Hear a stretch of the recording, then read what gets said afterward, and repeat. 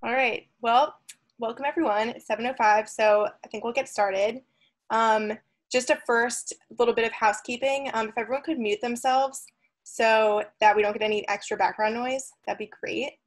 Um, and just to give you a little rundown of how it's going to work tonight, I'll do a little intro, and then I'll pass it off to Susan to do her own intro, and she'll read a little bit from the book. And then I'll kick us off with some questions to get everyone thinking about the themes of the book and some other discussion topics. And then we'll open it up to everyone. So start thinking of your questions now. And how we'll do that is I'll have you raise your hand, which you can do. I think it's at the bottom of the screen, or you can type it in the chat box and I'll read it out loud. But if you want to raise your hand, and then I'll call on you to ask your question. Okay, so we'll get started. So a little bit first about our guest, who's Susan Douglas. She is a professor at Michigan. She's the Catherine Neffy Kellogg Professor and Arthur F. Thurnow Professor of Communication and Media at the University of Michigan. She is an award-winning author of many books about women, the media, pop culture, and motherhood. She has lectured at colleges and universities around the country, written for top publications, and appeared on national TV and radio programs. Her latest book, which we are discussing today, In Our Prime, How Older Women Are Reinventing the Road Ahead, was recommended as an editor's choice staff picks by the New York Times and hailed by the Associated Press as a masterful takedown of gendered ageism. In the book, Susan argues that feminist boomers are challenging outdated stereotypes and reinventing what it means to be older and female. This is a demographic revolution, and Susan proposes that it's time for a new wave of activism to address ageism against women in all of its manifestations. All right. So now I'll pass it over to Susan. If you want to tell us maybe a little bit more about the book and also read us a little passage that you chose. Okay, great. Thanks, Haley, for that introduction. And I'll just tell you a little bit about myself, and then I'll read briefly from the book, maybe 4 minutes, something like that, and then off we'll go with Q&A. So I've been at the university since 1996. I've written books in 2 general areas, the history of broadcasting, mostly focused on radio, and books on gender and the media. And those have been somewhat autobiographical in that they have tracked how I've gone through life and gone through media imagery as I've grown up. And so In Our Prime is kind of the latest manifestation of that. So let me just read a little bit and then off we'll go. I am a baby boomer and thus a woman, as we would say politely, of a certain age. And as I blink my eyes and wonder, as so many of us do these days, what happened? How did I get here? I am feeling once settled tectonic plates rumbling beneath our feet, changing what it means to be an older woman in America. They are especially shifting about what older women want and how we see ourselves. While not yet widely noticed, given everything else on our nation's ever-crowded and hyperventilating screens, it is an impending and major upheaval in our cultural terrain. On the one hand, our culture seems intent on trying to rope women of my vintage off into a honey-hued, quiet, quilted preserve, where we are as relevant and as stimulating as pet rocks. All too many drug ads on television, for example, suggest that we are supposed to go plant peonies and play peekaboo with our grandchildren, unless you're as beautiful and as famous as Helen Mirren or Susan Sarandon, and you get commissioned to be the face of a skin cream company.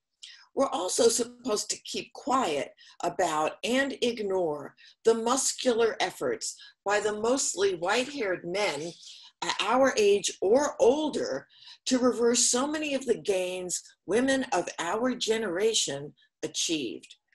On the other hand, the ropes are giving way because the numbers are adding up.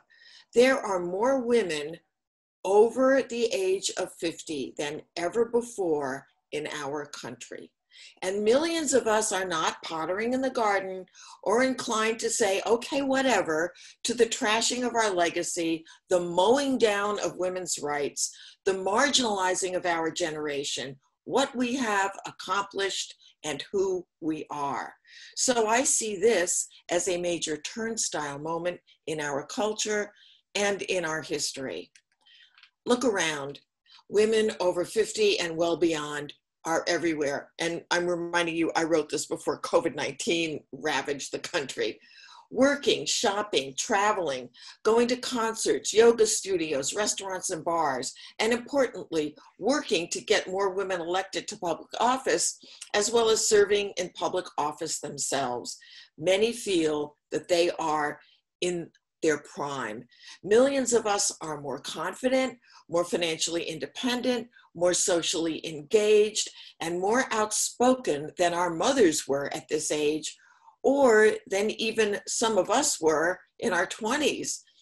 We are dramatically changing how these years are lived and how they are experienced.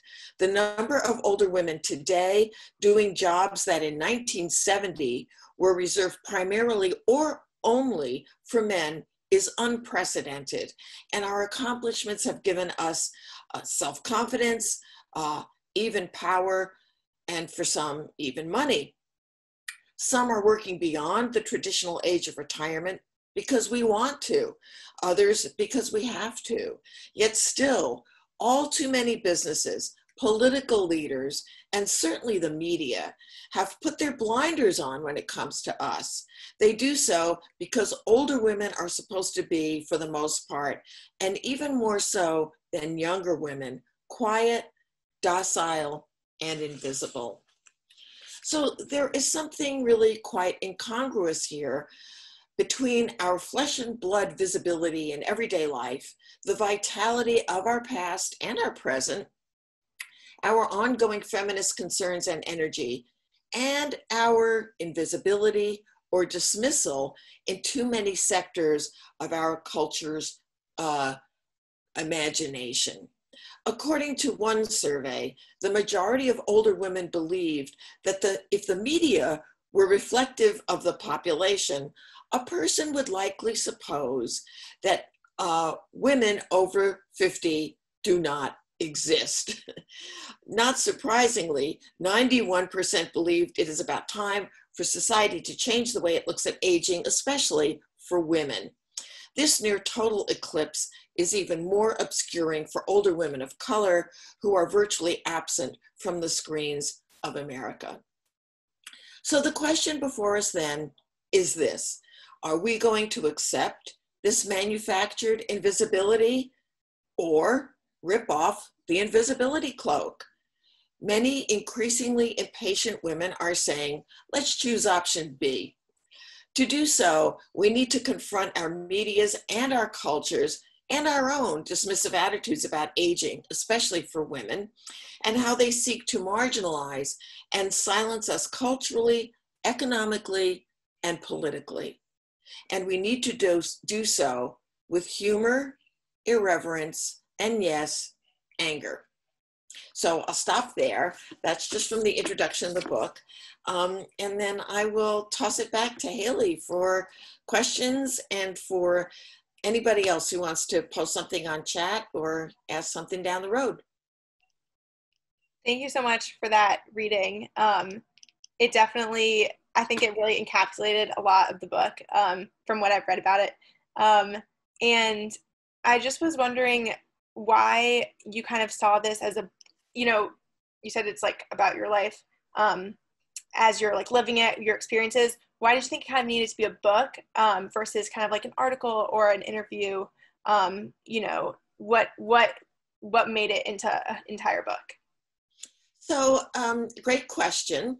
And, you know, it could have been an article, but the more I started digging around, the more there was to write about. And so, you know, what I was really looking at is this, as I said, this kind of turnstile moment where there's such a legacy of negative stereotypes about older women, you know, that we're frail, that we're grumpy, that we don't know anything about technology, you know, that we have no social life, on and on.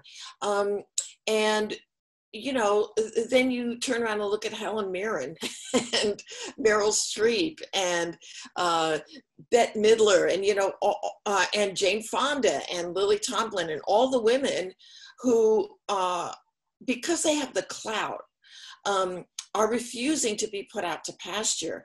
And so it really, as I was looking at this turnstile moment, there were just too many things I wanted to look at. So, you know, I'm of the demographic that watches the news at night, you know, and I watch it in part for surveillance purposes. Like, what are they reporting about? How are they reporting it? But for those of you who do watch the news or watch any of the cable channels, not to mention the Weather Channel, you know that we are bombarded by all these big pharma ads. And there was, I felt a lot of fun to be had with the big pharma ads, you know, where the men are like, you know, windsurfing and kayaking, and the women are like, you know, fondling a head of radicchio.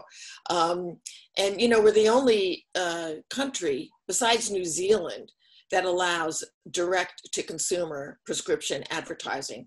And so on the one hand, you're like, oh, yay, older people are represented here. And on the other hand, you look at all of the ridiculous gender stereotyping and the equation of getting older with all kinds of diseases, some of which you have never heard of, and some of which affect like 2% of the population.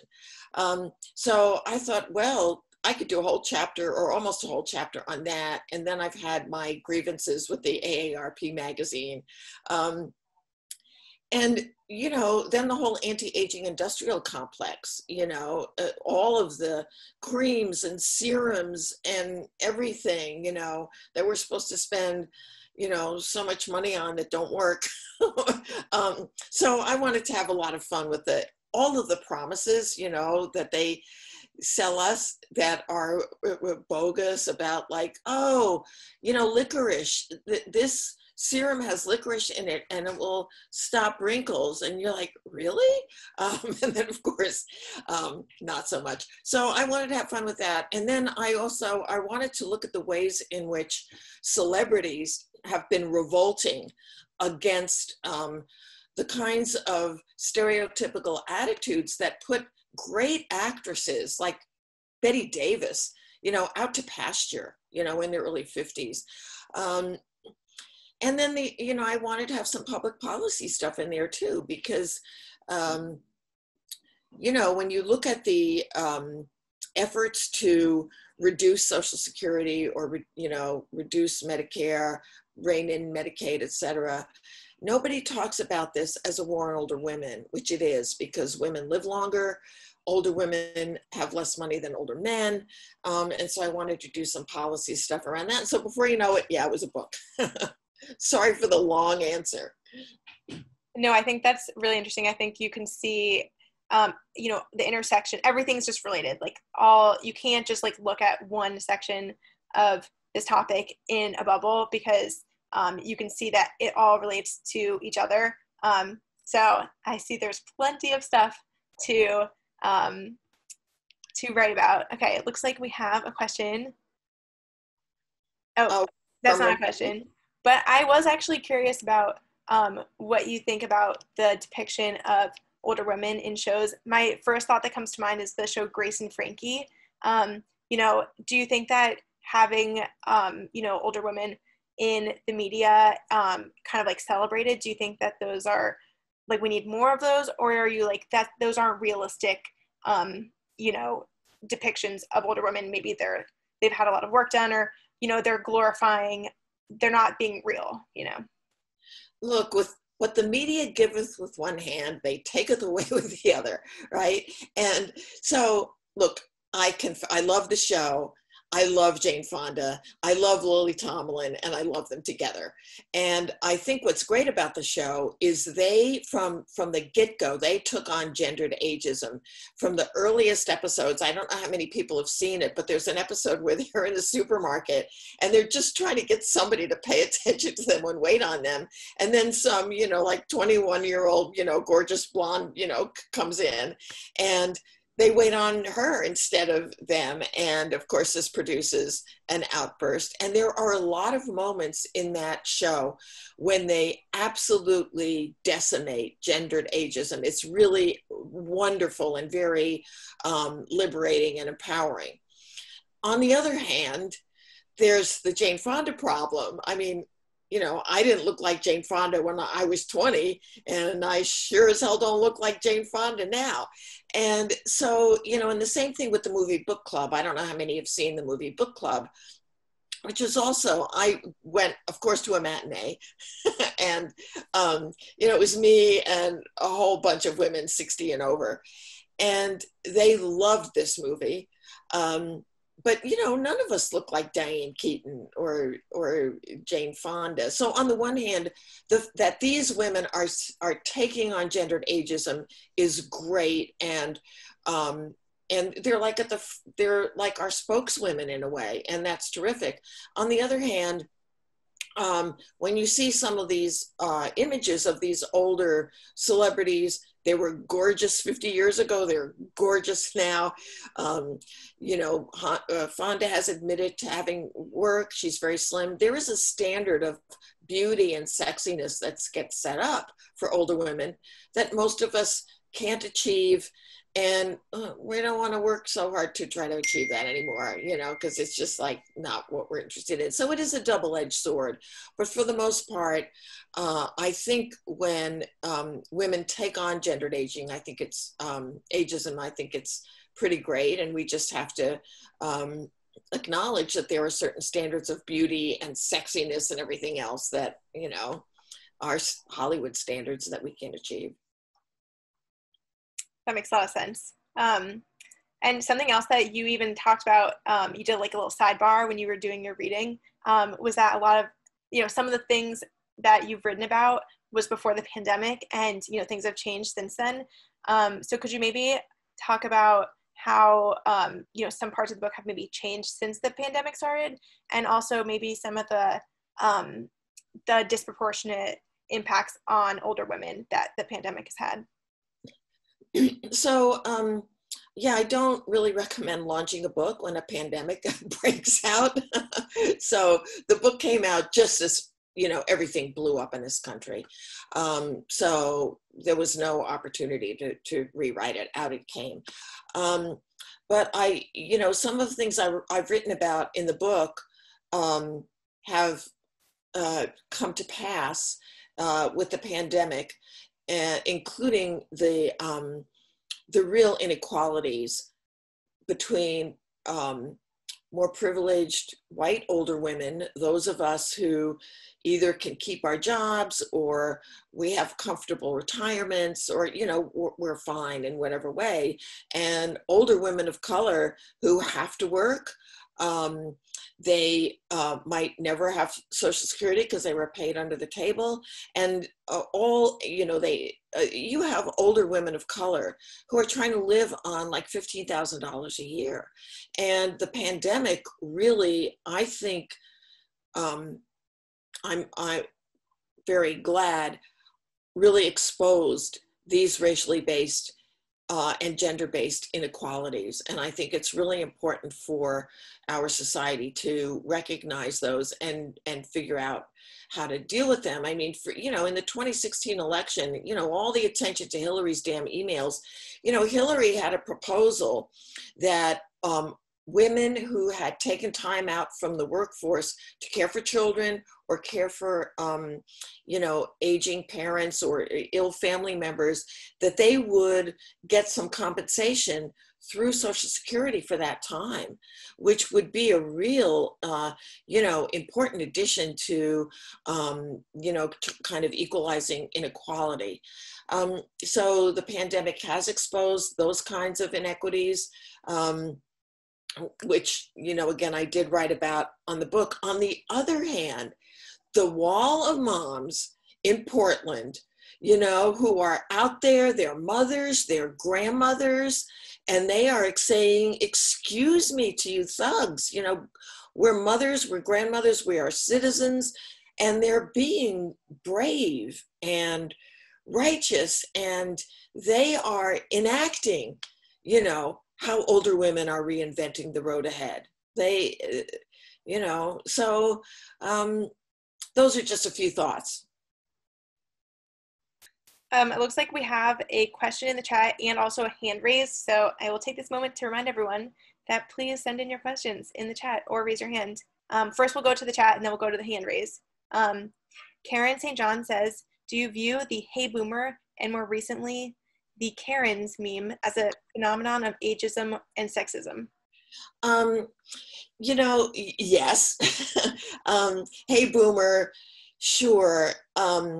But, you know, I think what happened with Hey Boomer, you guys can tell me if you think I'm wrong, is it went up and down quickly because people saw it as, you know, just really snotty and kind of dismissive. And I don't think Hey Boomer got a lot of traction.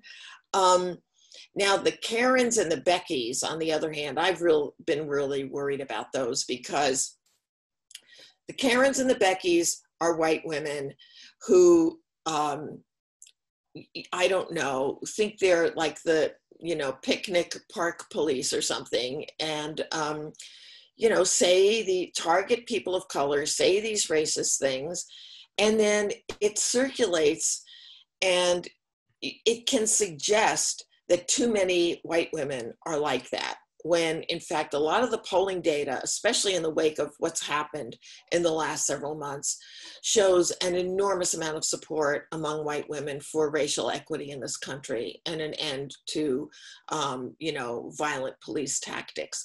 So, you know, I have been worried that the Karens and the Beckys, you know, have come to stand in for all of us, but things are just move so fast and right now with social media and everything else, and all of this, what's going on is that those kinds of things get quickly displaced by something else. So we have this incredible brew where we have the, hey, you know, we have the Karens and the Beckys on the one hand, but we also have the wall of moms on the other.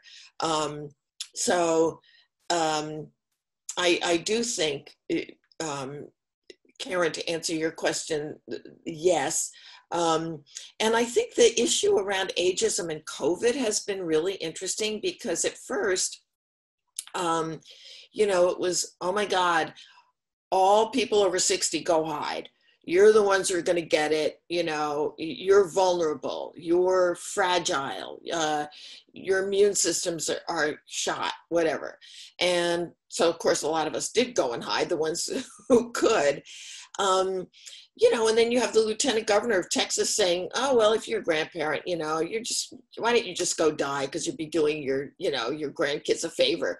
And then in the last couple of weeks, who's getting sick? You know, it's young people who are going to bars and parties and they are not invulnerable. And it just reminds us that age stereotyping on both ends. Older people as doddering, fragile, 1 foot in the grave, should go hide.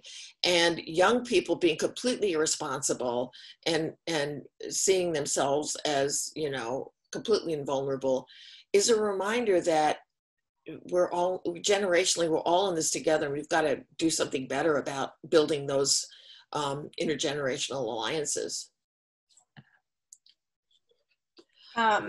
Okay, I think we're going to go to Helene Brody Bushwick with a hand raised.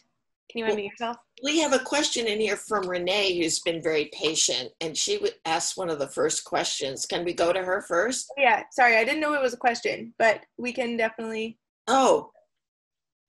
I think it was more of a comment. Oh, okay, never mind. Yeah, she said, notice that the older, handsome hero is often paired with a much younger woman, which, I mean, would you like to comment on that? Oh, I've got tons of examples of that. You know, yes. So let's see, Lost in Translation. Bill Murray was in his 50s and Scarlett Johansson was what, like 18. Helen Mirren is very funny on this. She says, we watched James Bond getting more and more geriatric as his love interest got progressively younger and younger. So if you look at a bunch of these, and I list these in the book, but I won't look it up now, there's often a 30-year difference. And, you know,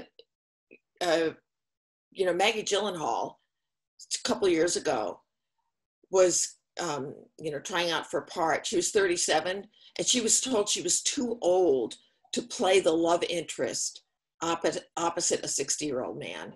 So yeah, it's endemic and it's obnoxious.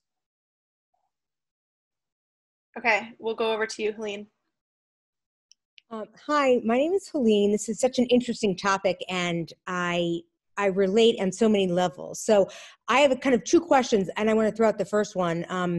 What your issues are with AARP and the magazine. Okay. My husband, we actually get it. So I want that. And then, so I am 51. And so it's interesting when I listen to you share about 50 and over, because in many ways I don't identify, even though I am now in that 50 and over. Where I do identify is wanting to stay relevant. And I'm certainly still in my career, and I see a lot of the things you mentioned in some ways are different personally as women versus professionally as women.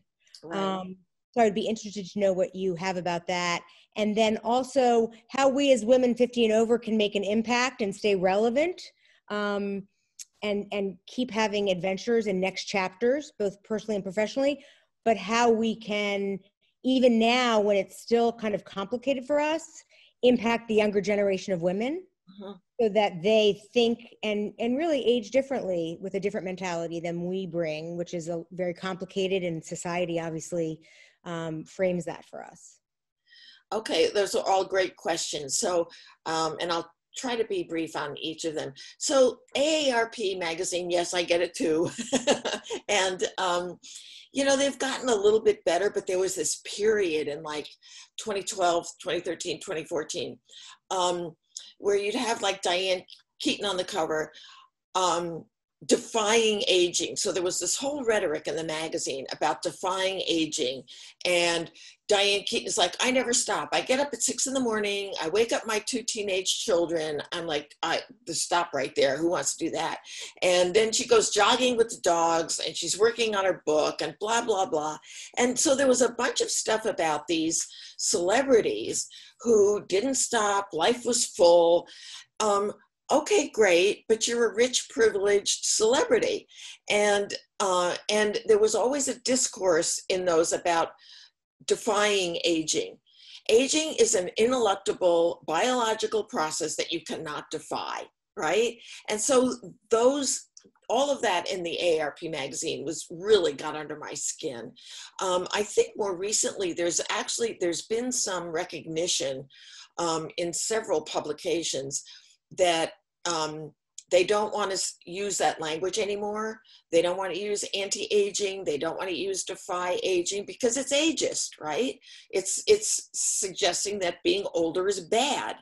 So those were my gripes about AARP. And also, you know, a lot of the kind of discourse in that publication, again, it's meant to be aspirational, and okay, thank you, is that successful aging is kind of on you.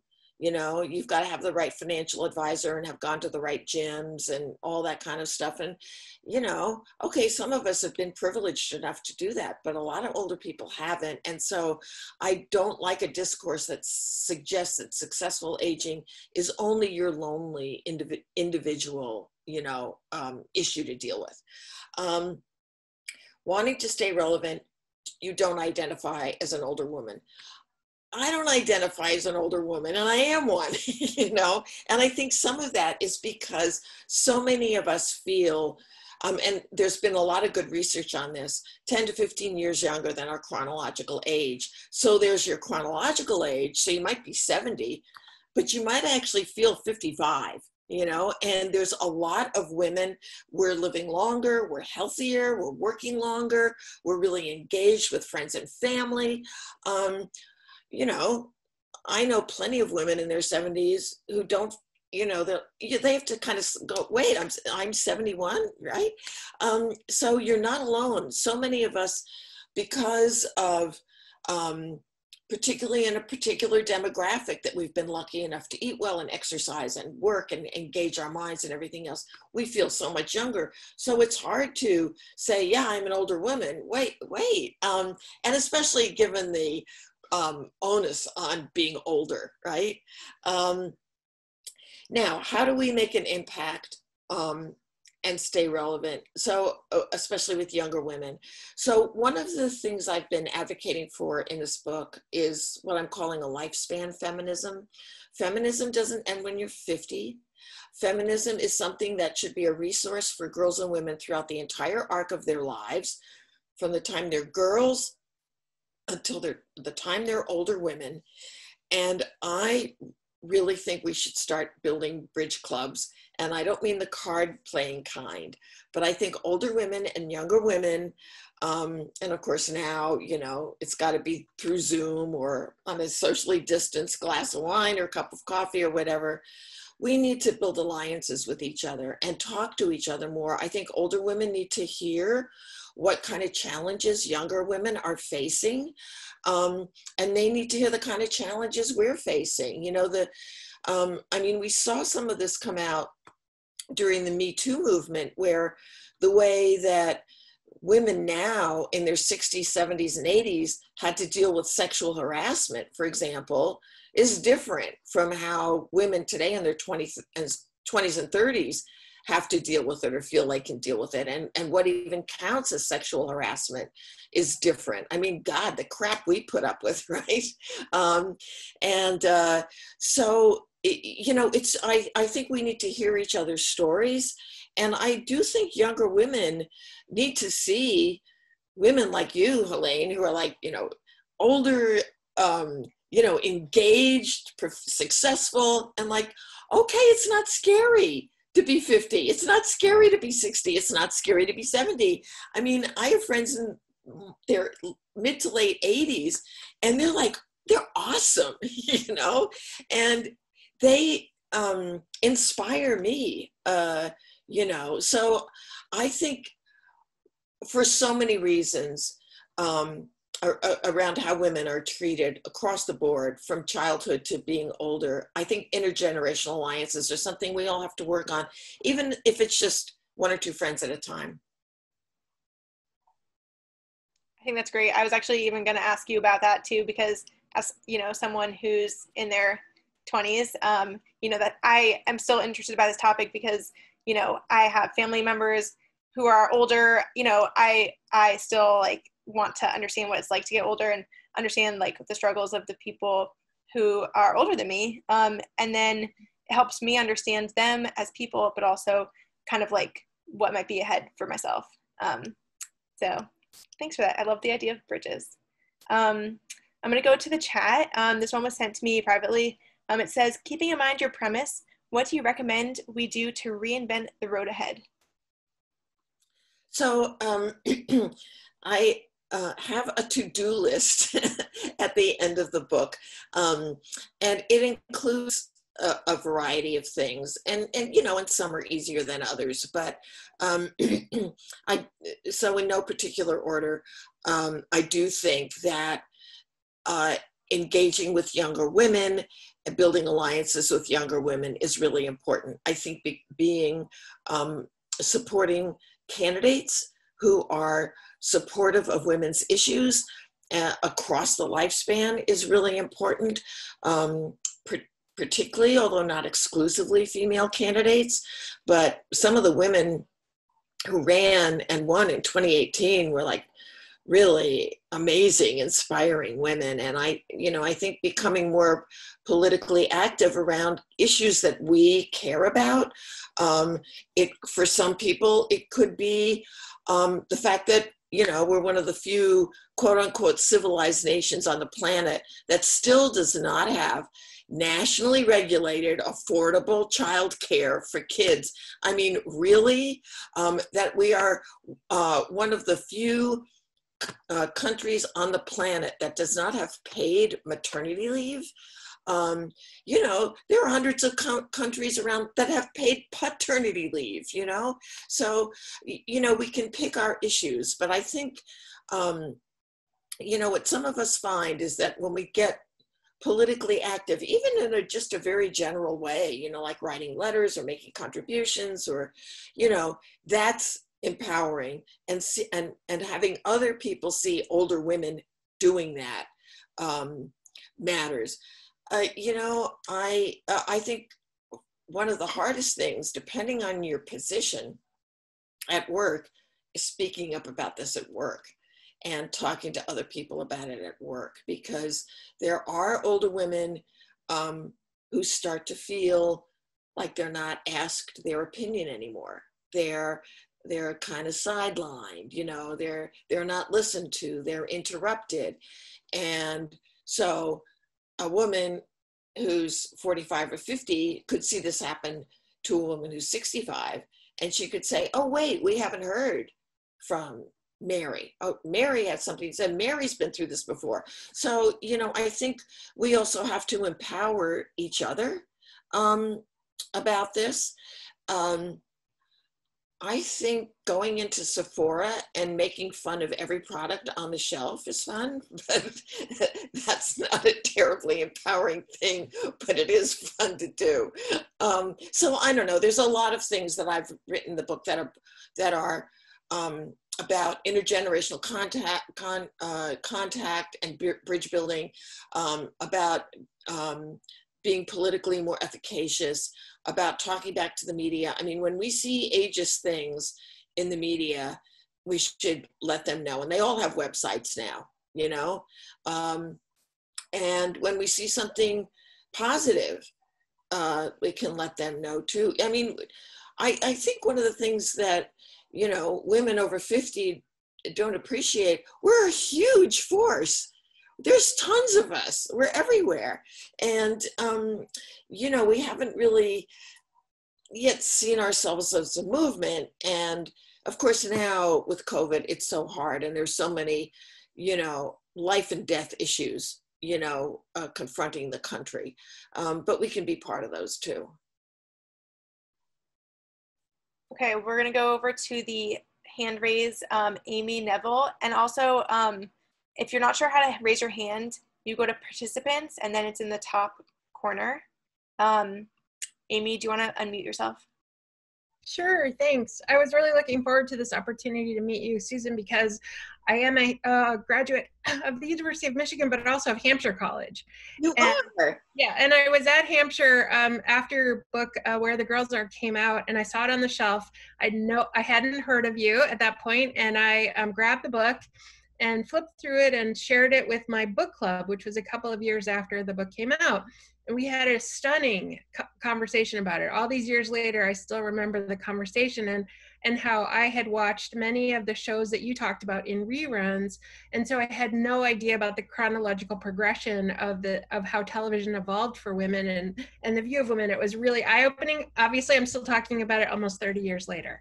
I'm glad you liked it. Yeah, so I'm excited about this book, and I'm hoping actually to share it with my book club now. We're women of a certain age, as you say. But I had a particular question I wanted to ask, and I apologize that I haven't had a chance to look at your book yet. But I wonder about aging and fertility. You know, it's something that I had to think about as I had my one and only child at 40 for not particularly pleasant reasons. But you know, there's this push to move fertility older and older. And I feel that really affects women's life cycle. I mean, quite literally, obviously, but also what are the expectations on us are that we can keep pushing off our fertility in some way. And I wondered if you could talk a little about that. Yeah, you know, I haven't thought about that too much, but, you know, it is,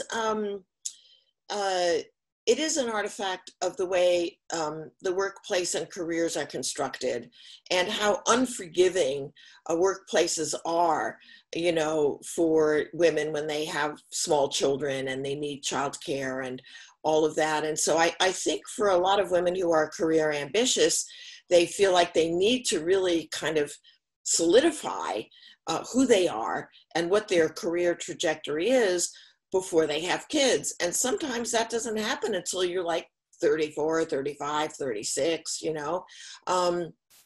And, you know, and we also live in this technologically optimistic culture, I think sometimes too much so, that suggests that, oh, well, we can somehow we'll be able to keep pushing this off and pushing it off. And women will be able to have children when they're 45 and 50. And a child at 50, no thank you. So I think those are some of the features that interact. And I think for young women, it's a real struggle to figure out if she wants to have a career and wants to have children. Even now, you know, it's just such a hard, you know, balancing act to figure out when and how to do that.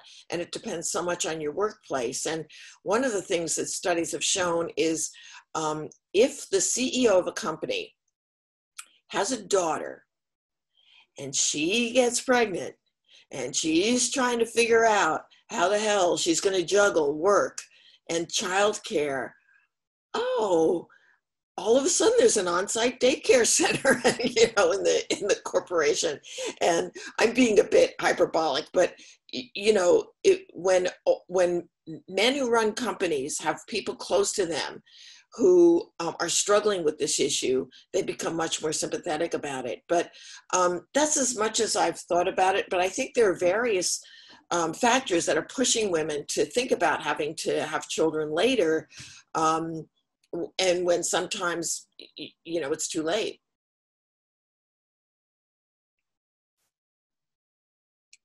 Thanks so much. Okay, this was something written to me in the chat. It says, I think this generation has a new #MeToo movement going on. They're having drugs put in their drinks and they're raped, often not realizing it until later. My daughter tried to prove it, but lost her case. It's a really sad situation and affects young women for many years. Is that something that you've heard of going on? You're talking about sexual assault on campus, is that correct? For older women. Sexual assault for older women? Yeah. I haven't.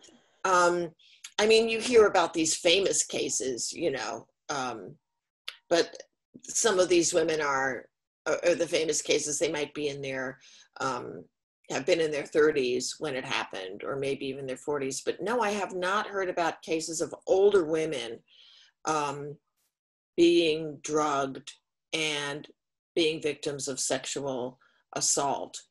But I would be interested in hearing about that. And my email is really easily available on the U of M website if you want to send me more information about that, because I just didn't run into that information. I mean, you know, I'm at U of M, and so what we're all obsessively focused on is, you know, women aged 18 to 22 and, you know, having their drinks spiked and what happens at frat parties and, you know, and all the rest. So, but I've missed this other trend, I have to confess.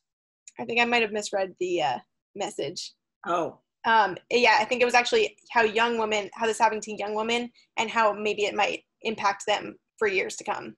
Oh, it has a horrible impact, especially if they're not believed. I mean, whatever happens, it has a horrible impact, right? I mean, you know, many of these women suffer from depression. They have PTSD. They have trouble trusting men again. They have trouble forming, you know, relationships. They have nightmares. They're scared in situations they weren't scared in before.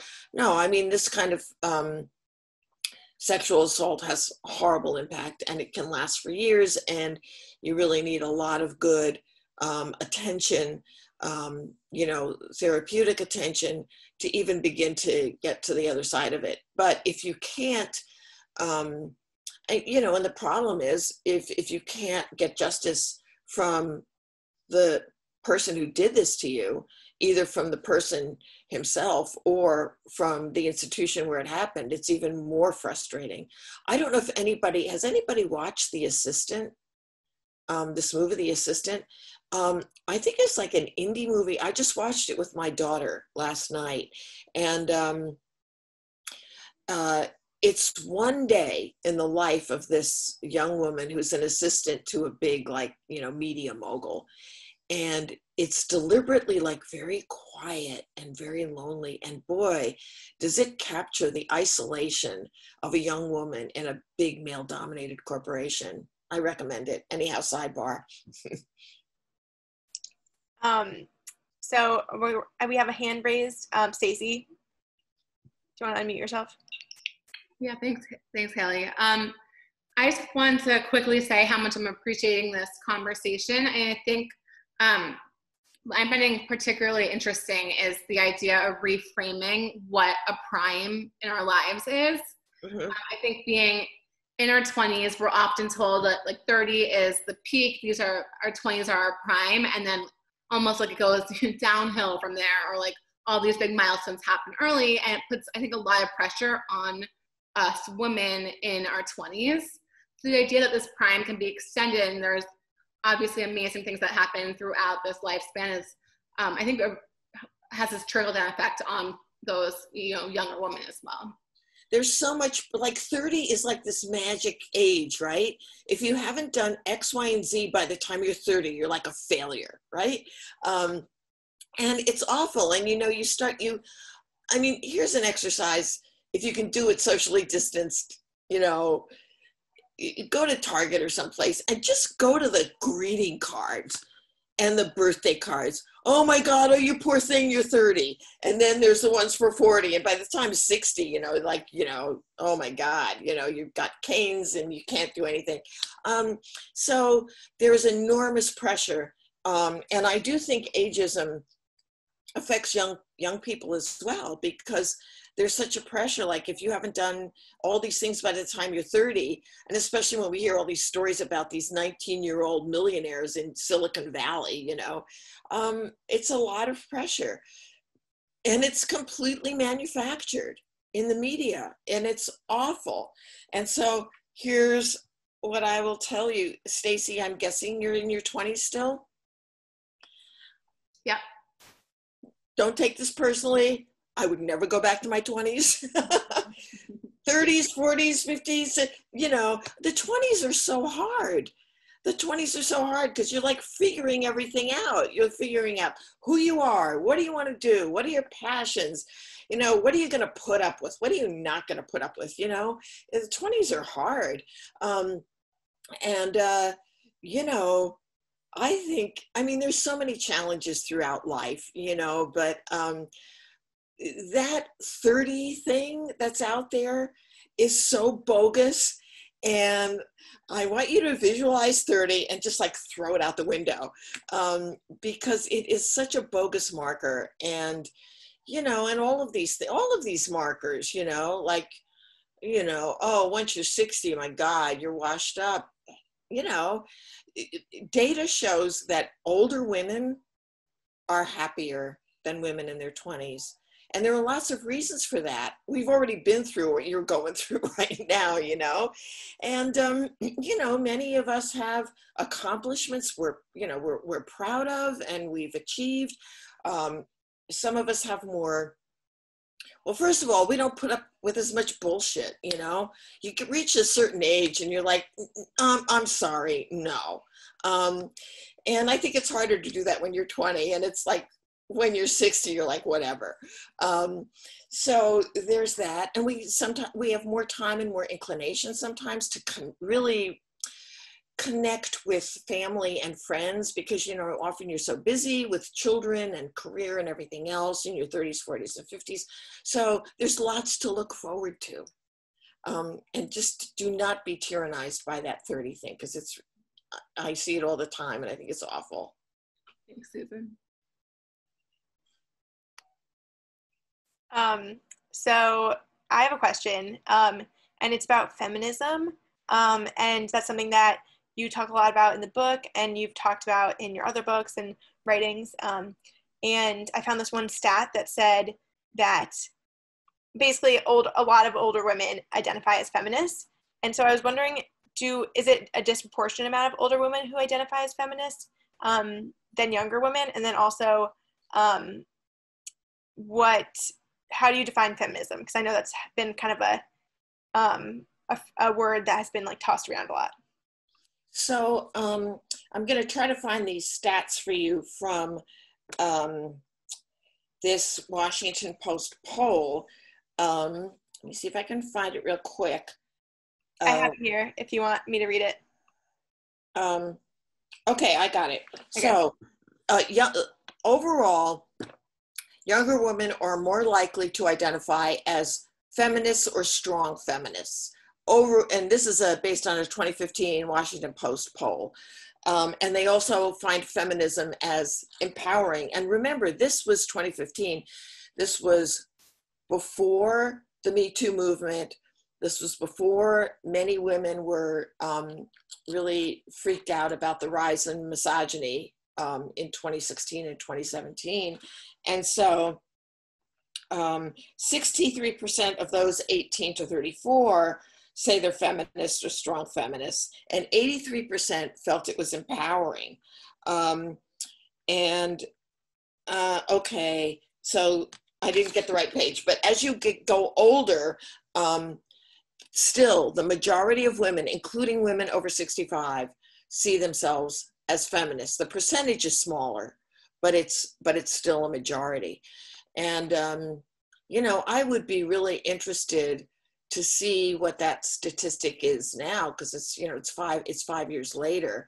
And I think a lot of women have, especially in the wake of Me Too, especially in the wake of all of the horrible things that have been said about women, in the past 4 years, I bet that number has increased. Do you think that what do you think about why the numbers are so high for older women identifying as feminists? Hey, we changed the world, I mean, in the 1960s and 70s, it was not just baby boom women were young, right? Still, but it was us, it was older women, it was women older than we, and then later women younger than we were out in the streets, we were protesting, we talked back to men, we filed lawsuits, we went to grad school, we went to medical school, and we said, excuse me, you're not keeping us out anymore. And women in the 1970s and 80s changed the world. They changed family life. They, all of a sudden, jobs that only men could do, now women could do. I mean, think about it in Sears, women could sell lipstick and men could sell washing machines, and men use neither of them, right? And so, all kinds of jobs opened up to women. And one of the things that the women's movement did is there were radical feminists who refused to talk to male reporters. And so they forced news outlets to hire women. So why are women now in their 50s, 60s, 70s, and 80s feminists? Because they were on the front lines in the 1970s and 80s. Not all of them, but a lot of them. And were determined to make the world more equitable for women. And we don't want a rollback to 1957. We don't want to go back there. And you certainly don't want to go back there. I think that's really interesting. Well, I think that I should probably wrap up. We should probably wrap up because we're hitting the end of the hour. But this was so great. I wish I could go back to Michigan to have you as a professor, because I can tell you have so many interesting things to say, and you're so inspirational. And I know that I'm sure everyone else feels the same way. We should all go back to school to have you as a professor. Listen, this was so great, everyone. And thank you all so much for joining in on this, and spread the word. I mean, you know, we all matter, and we all have a lot to do, and we all have a lot of bridges to build, and we got to make the world a better place, and we can do it. That's an awesome message to end on. And I guess we have to make a little pitch for your book also, which is available on Amazon, and I'm sure in all the bookstores that have widely available books. Okay, guys, thanks so much. Thank you. Bye, everyone. Bye.